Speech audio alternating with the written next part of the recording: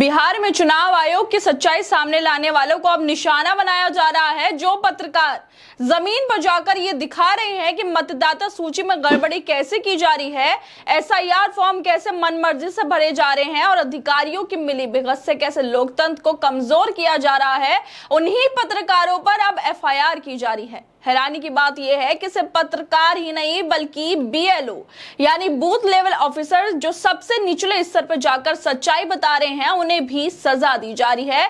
कोई सस्पेंड हो रहा है, किसी पे कार्रवाई हो रही है। सवाल यह है कि आखिर ये सब किसके इशारों पर हो रहा है। बिहार में जो हो रहा है, जो पत्रकार सच्चाई बता रहे हैं, वो बेहद अफसोस करने वाली है। लेकिन सच्चाई को सामने लाने वाले डराए जा रहे हैं और झूठ और गड़बड़ी करने वालों को सत्ता और सिस्टम की छत्रछाया मिली हुई है। क्या चुनाव आयोग अब सत्ता के लिए काम कर रहा है या लोकतंत्र के लिए? दरअसल जिस तरह से बिहार चुनाव से पहले स्पेशल इंटेंसिव रिवीजन करके बिहार के लोगों की मुसीबतों को चुनाव आयोग ने बढ़ा दिया, लेकिन अब जो पत्रकार बिहार जा रहे हैं और एसआईआर फॉर्म में कितनी गड़बड़ी है उसको दिखा रहे हैं, उनको धमकाया जा रहा है, वीडियो डिलीट करने की बात की जा रही है और अगर ऐसा नहीं करते तो उन पर एफआईआर की जा रही है। और इन्हीं पत्रकारों में शामिल है अजीत अंजुम, जो बिहार के बेगूसराय पहुंचे थे। स्पेशल इंटेंसिव रिवीजन फॉर्म में कितनी गड़बड़ियां हैं उसको दिखाने के लिए, लेकिन उनके खिलाफ एफआईआर करवा दी गई क्योंकि उन्होंने सच्चाई दिखाने वाली अपनी वीडियो डिलीट करने से मना कर दिया था।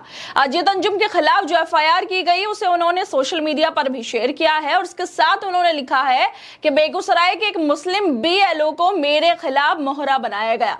मेरे वीडियो में ऐसा कुछ नहीं जो इस एफआईआर में कहा गया। आप लोग देखें और तय करें। 40 मिनट के वीडियो में कई सवाल हैं जिनका जवाब चुनाव आयोग को देना चाहिए। मेरे वीडियो को पब्लिश होने से रोकने के लिए कई बार एसडीएम और बीडीओ के फोन आए क्योंकि मेरे कैमरे में बहुत कुछ ऐसा कैद हुआ जो उनके लिए फजीहत की वजह बना। मैंने उनकी बात नहीं सुनी तो एक मुस्लिम बीएलओ को दबाव में लाकर उनसे एफआईआर करवा दी गई। बिहार में सच्चाई दिखाने पर प्रशासनिक दबाव और धमकियों का सिलसिला शुरू हो चुका है। क्या अब सच दिखाना अपराध बन गया है? वो भी एक मुसलमान को मोहरा बनाया जा रहा है।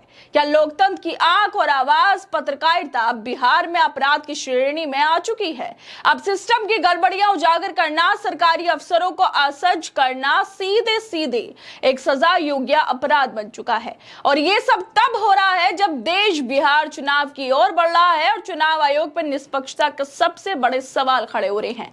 इसके अलावा भी अजीत अंजुम ने और भी ट्वीट्स किए जिसमें वो चुनाव आयोग की सच्चाई बता रहे हैं। वो लिखते हैं कि बिहार के बेगूसराय में मेरे खिलाफ एफआईआर किए जाने की जानकारी आ रही है।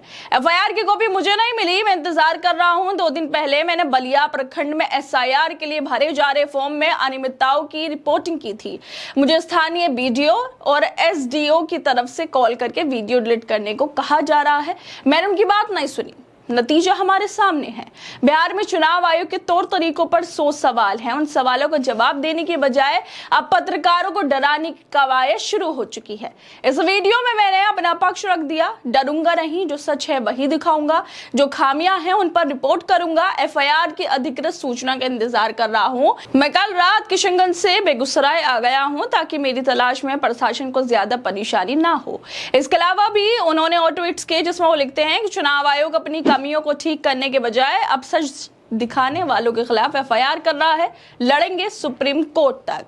लेकिन अब जो एफआईआर की कॉपी है वो अजीत अंजुम को मिल गई है और उन्होंने सोशल मीडिया पे इसको शेयर भी कर दिया है। लेकिन उस कॉपी में जो एफआईआर है, जो उसमें आरोप लगाए गए हैं, ऐसा वीडियो में कुछ भी नहीं है और सवाल बल्कि खड़े किए गए हैं जिस वजह से उन पर एफआईआर की गई। इस तरह की जो बात है अजीत अंजुम लिख रहे हैं।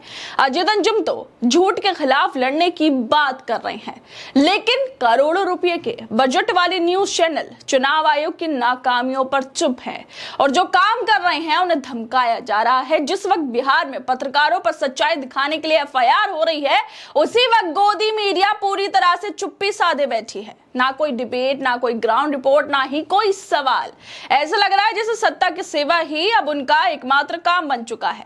जिन पत्रकारों का काम जनता के हक की आवाज बनना था, वो अब सिर्फ सरकार की स्क्रिप्ट पढ़ने तक सीमित रह गए हैं। सवाल ये है क्या मीडिया का मतलब अब सिर्फ चमकते चेहरे और स्टूडियो के गर्म बहसें रह गई हैं?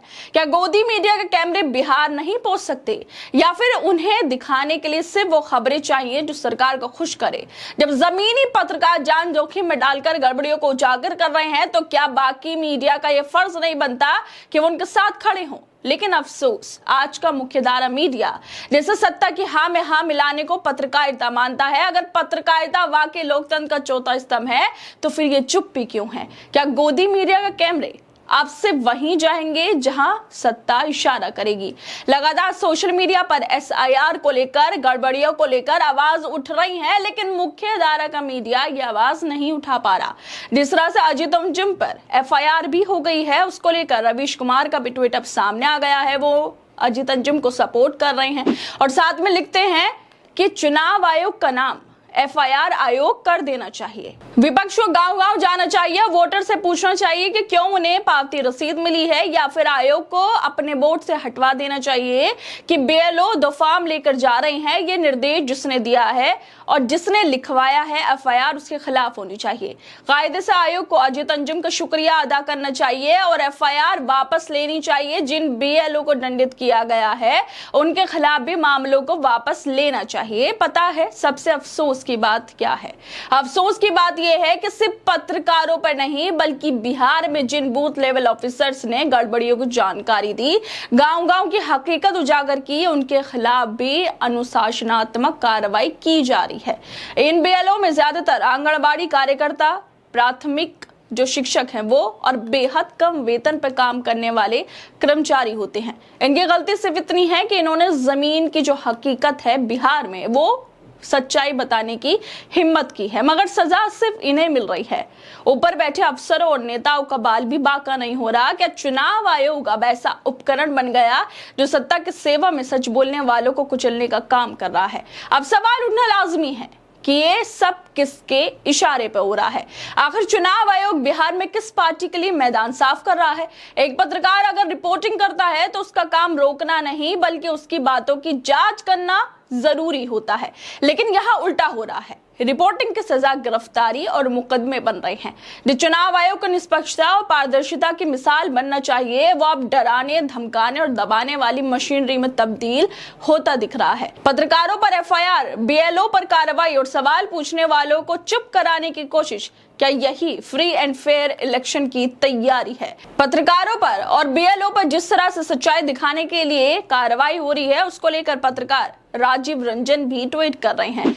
वो लिखते हैं कि अभी कुछ लोगों ने सूचना दी, पिछले हफ्ते 10 दिनों में गांव गरीबों के क्षेत्र में SIR की हकीकत बताने वाले और हमसे बात करने वाले BLO, जो सबसे निचली इकाई होते हैं, उनके खिलाफ अनुशासनात्मक कार्रवाई हो रही है।